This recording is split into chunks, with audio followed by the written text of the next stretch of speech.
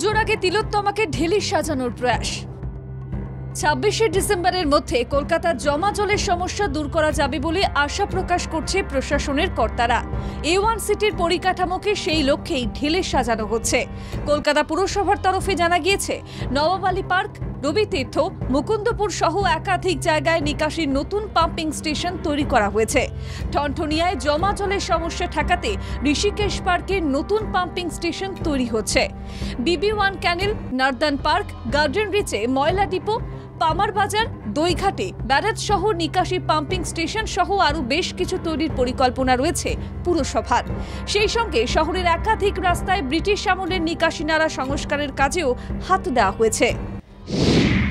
মুখ্যমন্ত্রী মমতা বন্দ্যোপাধ্যায়ের নির্দেশে কলকাতা পুরসভার পরিকাঠামোর উন্নত জল নিকাশি ব্যবস্থা নির্মাণে বিশেষ পরিকল্পনা পুর প্রশাসনের। কলকাতার নিকাশি ঢেলে সাজাতে রাজ্য সরকার সব রকম সাহায্য করছে। পরিসংখ্যান সহ বিরোধীদের অপপ্রচারের কড়া জবাব দিয়েছেন মহানাগরিক।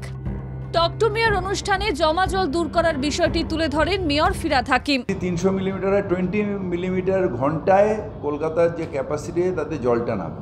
আর যেখানে 5 দিন ধরে সুরাটে জল জমে রয়েছে, ব্যাঙ্গালোরে জল জমে, আমি কালকে আমার টুইটটা দেখে নেব।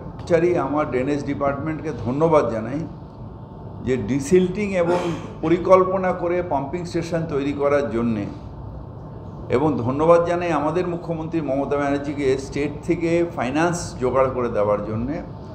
আমরা এই সাফল্যটা পেয়েছি যেখানে কলকাতায় জল যন্ত্রণা নেই।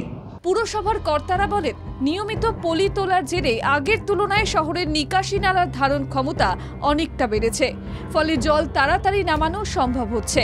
একমাত্র বেহালা, ঠাকুরপুকুর, জোকা, গড়িয়ার মতো সংযুক্ত এলাকার কিছু অঞ্চলে জমা জলের সমস্যা প্রবল।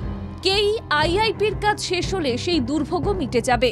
শুধু পানীয় জল নিকাশি ব্যবস্থাই নয়, পুজোর আগে শহরের রাস্তাও সারানো হবে। পুরসভা ঠিক করেছে শারদ উৎসবের আগে বড় রাস্তা থেকে অলিগলির প্যাচওয়ার্ক কমপ্লিট করে ফেলার জন্যে।